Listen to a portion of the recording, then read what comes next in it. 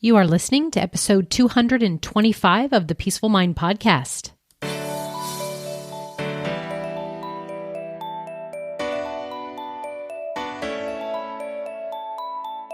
Welcome to the Peaceful Mind Podcast, a place for creating the peace of mind you need to be the best mom you are created by God to be. If you want to bring more balance, more joy, and more peace to your motherhood, this is the place for you. I'm your host, certified life coach and Catholic mom, Danielle Tino. In the name of the Father, of the Son, and of the Holy Spirit, let's get started. Hi, everyone. Welcome back to the podcast. I'm excited this week. I'm bringing you another special guest, an interview for this week's episode. And today I'm bringing Carrie Marshall. Hi, Carrie. Hi, how are you? Please tell everybody who you are. So I am Carrie Marshall, and I am a master certified coach who helps people go after those really huge goals. And so I've been able to help over the past 5 years. Lots of people get lots of different goals achieved. I'm also a mom of 3, an author, and, I just like to have a really good time. Really cheering on other people. That really is what excites and delights me in my own life, is watching people and being able to be a cheerleader for them. And just as a side note, because I think this is really important, especially when you say that you are a master coach of big goals. And I want to let everyone know that Carrie is also my personal life coach and has helped me with some very big goals, including, you mentioned you're an author, and helping me get to where I have my 2 books out, but basically keeping me on track in life and business. And so I definitely wanted everyone to know that. That's why it makes her an extra special guest, because coaches need coaches, right, Carrie? Absolutely. And, it's been so much fun to watch your progress in your own business and to be able to see how many people's lives you have been able to touch through you achieving your goals. And I think that that's the most amazing thing as women, is that sometimes we have that thought that maybe our goals are selfish, but really I know that it doesn't matter if it's a business goal, a personal goal. When women go after their goals, it inspires and creates this amazing influence and impact of other people going out and doing it. And so that's been really fun for me to see personally for you, is like, as you've gone after and, written books and built your business and other things, the impact that it's had in your little community. So it's been so fun to watch. And it's been so fun to be with you. And I know that I wanted my listeners to get a little bit of what you have brought to my life, and especially on the topic of what we're going to talk about today, which is titled The Summer of Independence. So I love this time of year. Right. And for this reason, and we're going to talk all about it. So it's going to be really fun to dive into this.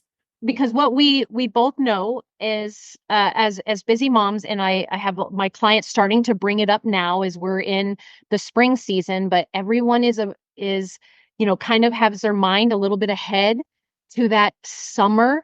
And for many moms, this is a time of overwhelm, right? When they're Yes. thinking about the kids being at home more, and maybe looking at the mom feeling less being able to have their own time. Routines are all changed up over the summer.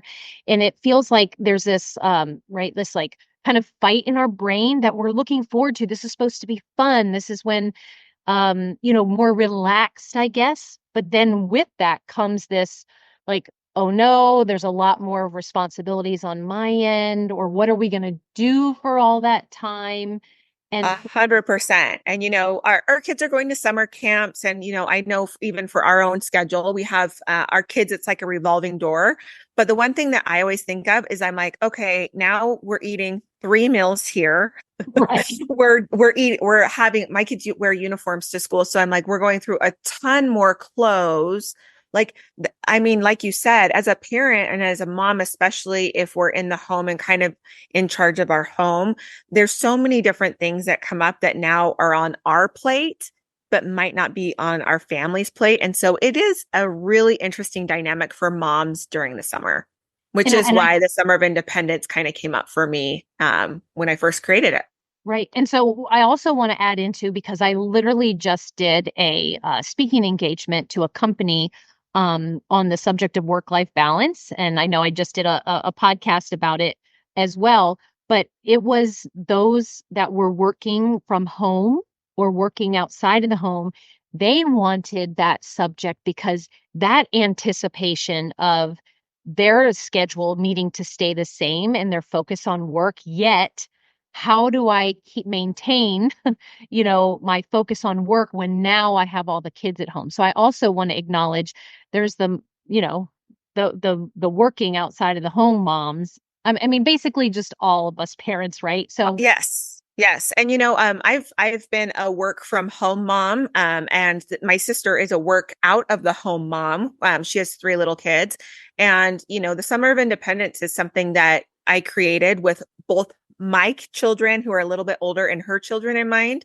And then I have all these different moms, stay at home moms, and, just different dynamics with different parents.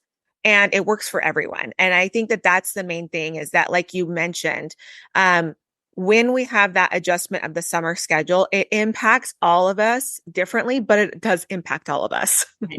okay, I just let's jump in. Please Okay, let's do it. explain to us the Summer of Yes. Independence and give us all of your wisdom and help so that we can feel better about this summer on our schedules. Yeah, absolutely. So when I had littles at home, I was actually my sister, like I said, as a professional, and my husband was just starting a new company, and so I decided that I would try and pick up because we weren't making any money from this new company, and so I decided to take on the financial role of our family, and so with that, it just so happened that my sister got pregnant with her first baby, and we always joked that she would go and like change the world, and I would raise our we call them the gaggle, like the gaggle of kids. Well, then it just honestly lined up that way, that she got pregnant. I needed to make money, and we just kind of were like, yes, let's do this. So I had three little kids at home, three kids under 6. She was pregnant. And so she had this baby. And so it was the summer. She had a baby in July. She went back 2 weeks after she had her baby. And all of a sudden, I was a mom with 4 kids at home. And I was trying to figure out, because I just felt like I was drowning. I just felt like having all these little people at home, and I was in charge of everything. And my husband was working long hours because he was starting a company. And I just remember crying to my mom and saying, I just wish I had another pair of hands. And she said, you do. You have 3 pairs of hands that can help. And I just thought, and I wanted to make all of the excuses. They're too young, they're too this. And then I started to say, what if that was true? What if I could create these kids that could actually help with whatever they could with the ages that they were? And so I started to do a lot of research about what is age appropriate for a 6-year-old, a 4-year-old, and a 2-year-old. And it was crazy to be able to see that, like, I was actually doing a lot of things that maybe my kids could be doing for themselves. And so that created this independence where I was like, what if I really could have my 2-year-old go and grab a diaper and the wipes instead of me holding the baby and trying to do all these different things? And so that started kind of our thing called the Summer of Independence, which was where we would take life skills for each of the ages that my kids were at, and we would work that whole summer on that skill set. And so we worked on things like jobs in the house. We worked on making food. We worked on taking care of our own bodies. We worked on things like friendships and getting along with people when they were that little. And every single year, what we would do is the summer would be really focused on what's the next skill set that our children would need. And now I have a 17-year-old, a 15-year-old, and a 13-year-old. And I will tell you, that Summer of Independence has been one of the best things that we have done for our family. I have now had my kids travel by themselves. My daughter flew to Hawaii by herself. We've had our oldest start to date and ask people out and do that, like, those types of skills. They've made money. They've created businesses. They can all make at least 14 dinners, breakfast, lunch. They can all shop all on their own. They know how to budget. Like, the impact that it's had on our family has been phenomenal. And I want to that's amazing. My brain is reeling, especially I know the moms that are listening, they're now thinking about the ages their kids are, because Yeah. that's exactly what. And just going back to that original where you said, 6, 4, and 2, I love it. First of all, that it was your mom who offered you just one like insight, one different perspective or way of looking where your brain was like, no, they're too young. I have to do everything, something along that line, right? Yeah, absolutely. And Yep. it only took you saying something out loud and your mom hearing it, her offering you a different way of thinking. Like, no, Yes. you have other hands Yes. that shifted everything from you. So again, I always love to point out when there's just a a shift in your mind and what you were thinking, where at one point it's kind of closed off, and the next part it's open.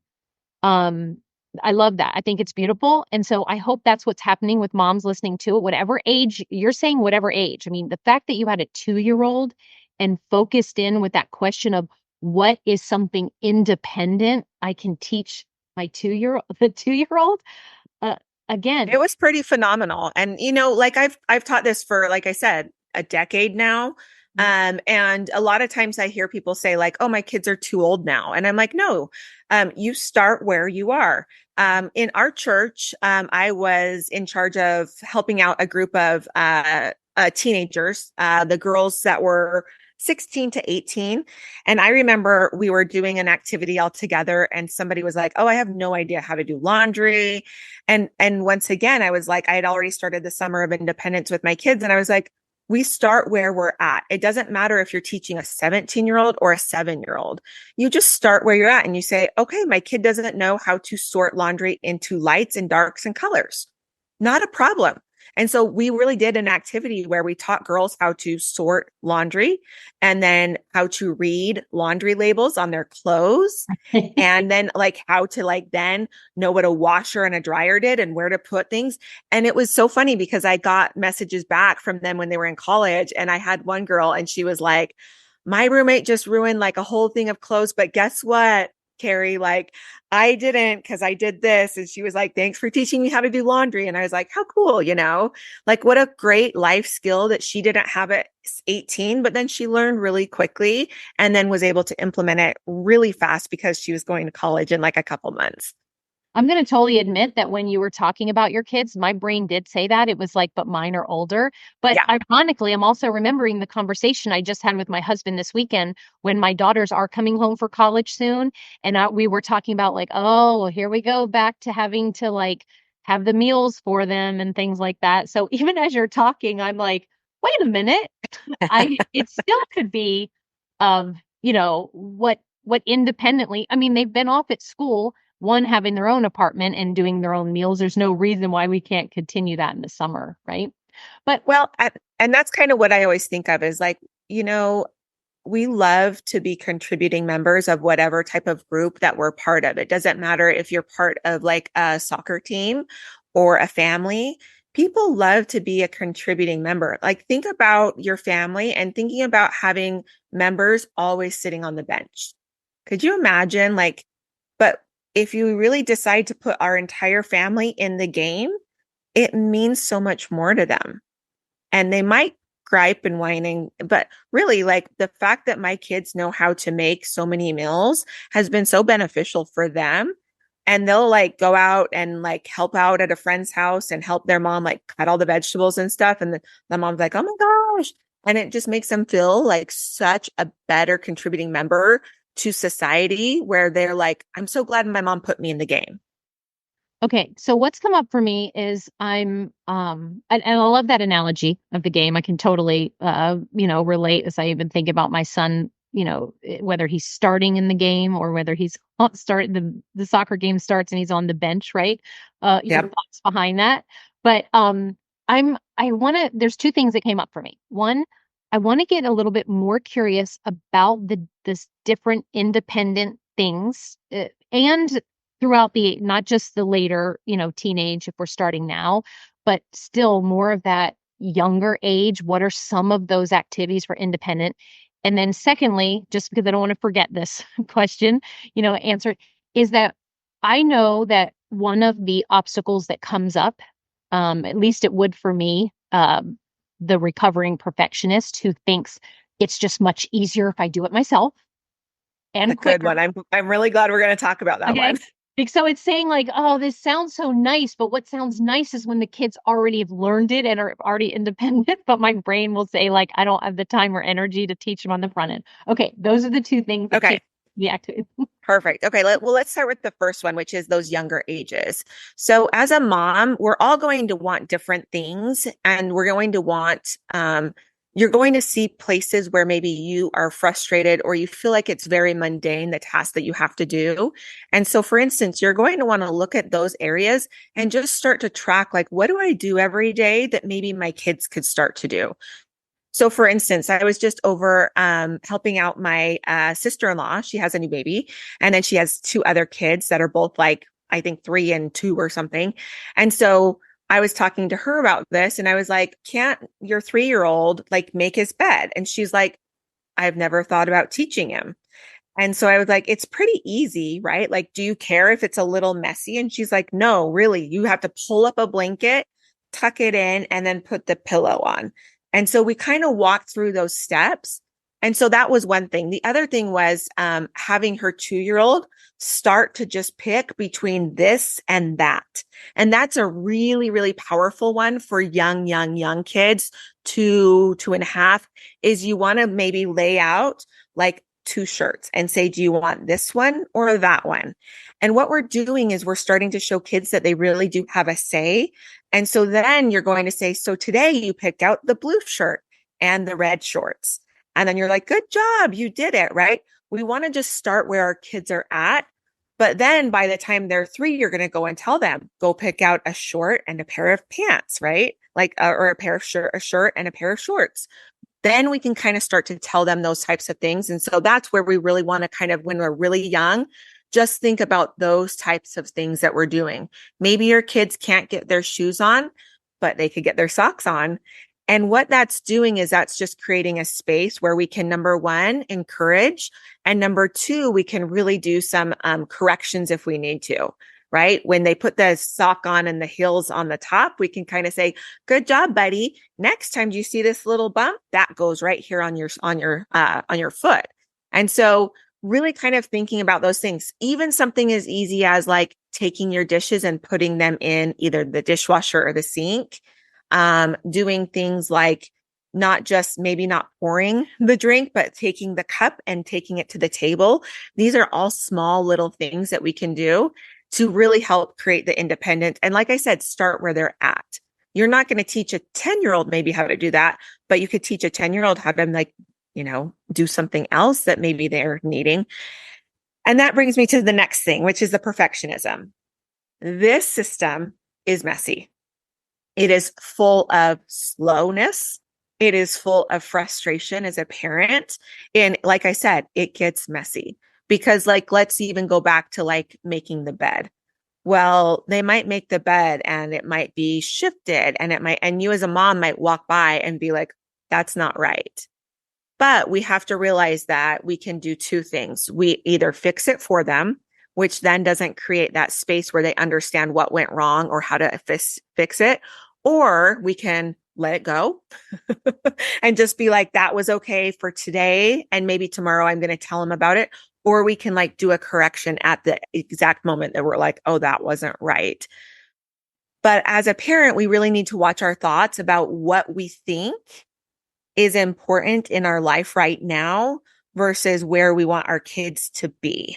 And so, like, for instance, I was talking to one of the moms that I was coaching through this summer of independence, and she was like, it's killing me to walk by my kids' bedrooms and see that they have messy beds. And I said, okay, let's talk about that. Like, why?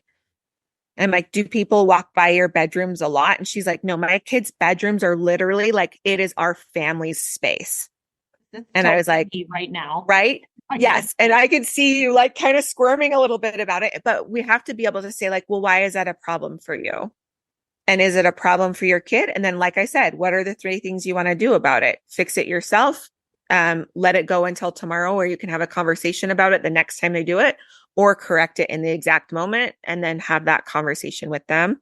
And when I was talking to and coaching with this mom, she was like, she finally figured out like that means that I did a bad job. And she's like, I take my housework very seriously. Like, this is how I show my family that I care. But she's like, it really is where I get validation. And so we kind of worked through like, is that where you want to get validation? And she was like, no. And so we really had to work week after like, what do you want that messy bed to mean? And it was crazy because after a month, she was like, my kids are like, they could get jobs as housekeepers now. She's like, their beds look so good. And she's like, and it was annoying and frustrating. And, there were some tears from both them and me and all of this, but she's like, um, and then a couple months later, she's like, it's crazy how much I have created a space where my kids are actually, number one, helping out in the house, but number two, they're loving the confidence that they're getting from things. They're loving that they don't need mom to do everything for them. Right. As you're talking, I'm seeing about how this is not any different from any other goal that we want or set out to, which what you're talking about is like the in between is the mess. It's what Yes. I call in my coaching practice the hallway of discomfort, right? Yes, absolutely. Yeah. Whereas if we're in a place right now where let's just say our kids aren't independent or they don't know how to do certain life skills, and we want to get to the place where that is already happening, right? The way to get there was what you're just saying is, yeah, it's messy and frustrating. It's uncomfortable. It's a little painful. You're going to have to feel some negative emotion, but you'll have some wins along the way too. Like it's not all horrible. But that's the anything that we want to get that has us grow and change or getting a different result we want. It's a mess or it's that hallway of discomfort. It's like that is the pathway. Why we would think that something like this would be any different about, Yep. it's just like That's watching our brain just want things to be easy, want them to Mhm. happen quickly. I don't know, it was just a good reminder that anything that's like, that reaching the top of the mountain and that payoff and stuff, that is what we pay to have that is a little bit of negativity, uncomfortable, but we shouldn't let that stop us. Well, and it's always just great to be able to have our kids be making mistakes and fail within our home because honestly, like that's one of the things that I was just speaking to the dean of the high school and I was like, what's the main thing that you're seeing kids are struggling with? And he said resilience and failure. And he said, our kids are not being resilient enough and they're stopping before they can actually have a breakthrough. And so he said, so now we're struggling with kids not being resilient and not knowing that failure is absolutely necessary to succeed. And so I was thinking about the summer of independence and I'm like, honestly, that's really what we're doing in our home is we are failing so much. We're failing again and again and we're burning things when we're making dinner for the family. We're creating huge messes. We're not getting, like my daughter was working on like hairdos, like she, and like we're having messy hair for a little bit, like we really are struggling but we're doing it within our home and we're showing ourselves that there really can be like I always say that within failure is feedback. And so that's really what we're trying to do. And that really then goes back to my mindset as a parent about my kids failing. And so I'm always like, failure is feedback. And this is, encouragement to keep going. And there's always a breakthrough after the discomfort hallway or whatever, right? Like that's where I need to remind myself that it's okay for my kids to fail and that it's a learning experience and an opportunity for them. It does not mean anything about them and it doesn't mean anything about me as a parent. And so we really have had some pretty big failures throughout the summer of independence. But what my kids know and they're really good at is like they'll sit down and be like, okay, what did I learn? And that's always what we say after like some failures. I'm like, hey, what did you learn? It's not you made a mistake, you messed up. I'm like, hey, what did we learn? You got a 40 on your test today. Like I just had that happen, with a midterm. It was like, well, what did you learn? And my daughter's like, oh, I learned this and this. I'm like, great. Okay, what are we going to do different next time? So good. Your kids are so lucky to have you. as a Well, and mom. let me tell you, like everything is still it's still, I mean, I talk about it, and if you were to come into my home, like my kids still whine and complain about it. They still do a crappy job with some of the things that we've taught them. And, like that's them making decisions and having agency, and, and still you have to be a parent. It's not like you're creating these autonomous kids that are like 10 that are like just roommates at that point, right? Like it's still a family unit, and we're still struggling and learning. And it's just a beautiful way. Like when I have one daughter that doesn't want to cook at all, she doesn't like it. But she can. And so, but her love language is like, Mom, can you make me food? And I'm like, yeah, like, of course I can. Of course I can do laundry for you. But, and because I travel, that is the one thing that my husband has said. And, I travel sometimes I'll be gone for a week. Sometimes if it's international, I'll be gone for 2 weeks. And my husband has called and said, like, I cannot thank you enough for helping these kids be independent, because when you're gone, like laundry is still done. We're still eating as a family because so and so has stepped up, to make dinner before I get home. And that is the biggest reward, is that I know that I can step away if I need to, or if I'm sick. And my daughter, like I had one daughter just have surgery. And so we've had to like be at hand therapy and all of these different places. But that has just given me a space where sometimes I'm like this morning, I'm like, I can't make breakfast. I can't make their lunches. They need their uniforms all pressed and this and this and this. And I knew it was all going to be handled because they can do it. Oh, so good. And what you had just said a little bit prior to this, I just have to reiterate when you're saying you're reminding that kids need to learn how to fail and how that plays into their success.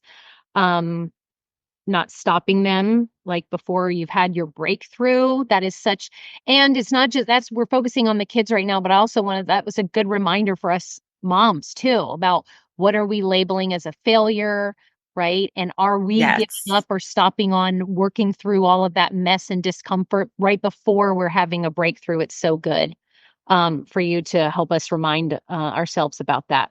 Okay, so the Summer of Independence. Tell me how is this and I guess you're when I'm thinking about the other side, right? Like Yes. once you've built that skill set, or you've gone through some of the mess and you've seen some of that. So what are the benefits to even those moms who are thinking like, okay, that might be something I want to take on, but my brain is offering me like all these obstacles of why now's not the time. But so let's talk about, to help them kind of keep going, Yeah. what is the benefit to our kids? What is the benefit to moms? And then, like, as a family as a whole. Yeah. So I think with our kids, this really helps, like I already said, create resilience, create a system where they know how to fail and get feedback. It also creates something that I absolutely love, which is self-confidence. And when we talk about self-confidence, what we're saying is that that whatever happens, you're going to have your own back. You can do hard things, you can figure things out. And I was talking to my girls about it the other day. And I think that that was the one thing that my 15-year-old said, is I was like, what did you love and still love about Summer of Independence? And she's like, I just really understand that I can figure anything out. Mm. And I was like, at 15, girl, like that, I'm so excited about that. And the other thing that my 17-year-old said is she was like, I love that I can try things that seem really scary and that you help me break it down. And so she's like, so then when I get overwhelmed, she's like, I just remind myself that there's a process to breaking things down into smaller chunks and that I can learn how to do those. And I was like, those are pretty amazing life skills for kids to have that will always be with them. And so I love that benefit for the kids. Now, for you as a mom, like I said, I love being able to have a team that is strong. I mean, going back to that team analogy, we can always have like, and since your son plays soccer, we can have a great goalie, but if we don't have a great offense, like that's a pretty crappy game where that goalie is being overworked. Mamas, sometimes you're that overworked goalie, honestly. And that's why we're feeling burnt out and overwhelmed and stressed. And sometimes where we don't even like our family, which happens on teams too.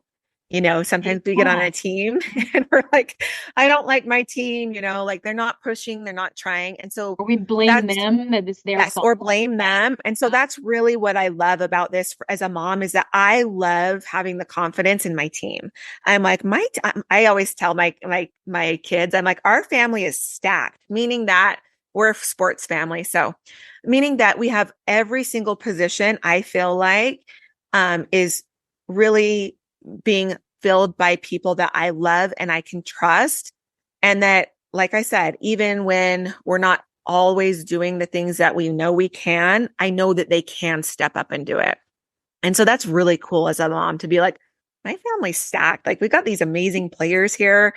And I just love as a mom, like I said, my favorite thing to do is cheerlead people. And so I love being able to be like, hey, you just did that really hard thing. My daughter flying to Hawaii, she had a flight that got canceled. She had to figure out how to get back home and get back up to the airport. Like all of these things were happening on our trip. And I seriously was crying all the time. I was like, this isn't good. What am I doing? But then at the end of it, she was like, I just freaking traveled by myself. And now she's going Mhm. to Brazil for 3 weeks Mhm. this summer by herself, with a humanitarian trip, by the way. But like she gets to go and experience that. And I don't think that that would have been possible without us doing all of these other steps to get her there. And so that's been really cool. And then, like I said, as a family unit, I've watched our kids really step up for each other. And I think that that's something that they have created a space where they are encouraging each other during the summer of independence. They have created a space where they bounce because now I let my kids decide what they're going to be doing for the summer of independence. They try and do it together where they can like, oh, I want to learn how to cook. Do you want to learn how to financial plan and go and budget and you can buy all the groceries? And so they've done that before. And so I think that during the summer, it's more of like this game attitude where I actually watch my kids kind of, and my two that don't get along very well during the summer, they have more fun together. And I'm like, that's kind of rad. Like I kind of love this for them. And like I said, as a family unit, I feel like it's not just me. I'm not just the goalie that's working overtime. So it's kind of fun that way. Okay, so I can just feel inside like I'm getting pumped up about this, and especially getting pumped up for my moms who are listening to this and they're saying, "No, this is something I want to take on or do, or at least the wheels are turning." Right? I Yeah. So what can you tell them that they like can to take action on this today? When the Yes. mom who's listening has decided, I want to do a summer of independence, and Yes. my moms are we're in every stage of motherhood. So we have littles and we have, they're grown up and out of the house, right? So what would you just give them like some action, where to start and what they can do to get going? Yeah, yeah, great question. The first thing that you want to do is just really look at your kids' day to day. What are they doing every single day? And then from there, really ask yourself, and then what am I doing for them? And I think that that's a really key position is seeing where that intersects of like, and then ask yourself the next question, like, what could they be doing for themselves? And then really understanding that, it really is those basic baby steps. And it doesn't matter if it's a teenager or a toddler, you really can break it down for them. And then really understanding that then you get to decide what it looks like for you. A summer of independence really could be all about making the bed and be done. But we really want to just be like, well, what do we really want this to look like? And so we break it down for our family. We break it down to be a couple of different things. We break it down to be like food, because that's a huge thing in your life. Learning how to create healthy meals and clean up after yourself. We also do something like that they have to do that's a huge project during the year or during the summer. And so that's been fun. But there's so many different ideas for it. And so the one thing that I want to do is just offer this free resource, which is if you go to my YouTube channel, Drive Your Thoughts Coaching, I have the entire breakdown of video of Summer of Independence. And that's what the video is called. And so I really go step by step by step and take you through the entire process. I show you our Summer of Independence, and I made it several years ago. So it's more of when they were, first teenager and into those preteen years. But really, I think that today, what I want you to do is just ask yourself, what do I do for my kids? what could they be doing for themselves? And then, build from there. Just start where you're at. And if I And could it doesn't add matter one, yeah. And just know your kid's own ability. That's the other thing is, I had one of the moms come who has a special needs child, and she's like, well, my daughter's abilities are a little different. And I said, absolutely. I said, we need to know, and you are the only one that can create that list. If I were to say, here's your list for 2 to 4 year olds, you might get frustrated, and be like, oh, my 4 year old's not there. It really doesn't matter. You know your child's abilities better than anyone else. And so know what that is, and then know what wins are going to look like, because that's the best part, is that we get to celebrate wins all along the way. so good. And I just wanted to add one, perhaps, because this is what I picked up on earlier in our conversation, was when you said, when the mom asked about herself, what are some of the mundane tasks right now that I'm Yes. doing that I like, Yes. just routine and maybe a little joyless or something like that? I think it's Yes. the perfect place to start to say, could I get the kids involved in that to make it less mundane? Anyway, so And the other thing that I always ask is, what are the things that you are absolutely not willing to give up that you will joyfully do for your family? oh, yeah. And so I have a sister-in-law that really, really does not like the mess that her kids make in the kitchen. But she was resentfully Mhm. making all the food. And I said, that's a very interesting spot to put yourself in, that you won't allow this, but you also won't shift your mindset around it. And so I asked her about that. And so she finally was like, you know what? I actually don't want them to do this part, but I really do want to change my mindset. And so that's why I say, what are the things that you don't want them to do that you joyfully do for your family? That's so good. So good. Oh my gosh. Carrie, we could go on and on. So I will definitely link that resource up into the show notes. That's going to be so helpful. But thank you so much for coming on the podcast today and So helping us fun. So with this. fun to be with you. And, I just love this genre that you're coaching. I love this group because honestly, as a mom, we have so much more impact on not only our own little family, but on our communities and on, just the other day I had a kid say, like, I love being at your house because of this and this and this. And I just thought, how cool. And, the impact that like other moms had on myself and my husband as we were growing up. I just want to just say, like, I am cheering for you mamas. Like, I love you so much. And I know that this can be one of the hardest things that we do. But from both Danielle and I, am going to speak for both of us, know that we love you. We pray for you as mamas, and that we are so proud of you for doing this step of even just listening to a podcast, because that means that you care, and that is incredible. So keep that caring attitude. You've got this. We are cheering you on. Well, you just said it all perfectly. Okay, Carrie, thanks again. And thanks so much for joining me this week on the podcast. And until next week, peace be with you always. Thank you so much for tuning in to today's episode of the Peaceful Mind podcast.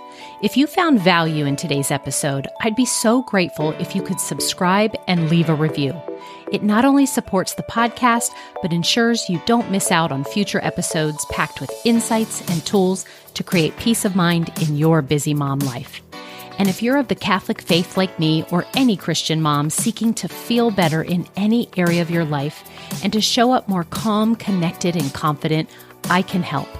Become an empowered mom who knows how to bring about the changes you desire, no matter the circumstances. Whether you need one-on-one guidance to get there, prefer a group coaching program with like-minded women, or a self-study course, I've got you covered. Explore my private one-on-one packages, join my Busy to Balance group life coaching program, or delve into my signature course, Divine Time. To find out which path is right for you, let's meet and see what's the best fit. Schedule a free call with me at danielleteenel.com, or send me a direct message on Facebook or Instagram at Danielle Teenel Coaching. And also, don't forget to get your copy of my book, The Cyclone Mom Method: How to Call on Your God-Given Power to Remain Calm, in Control, and Confident as a Busy Mom. Dive into the digital and bonus audio version when you go to book.com www.danielletino.com/new-book. You'll find all the details in the show notes too. Until next time, peace be with you always.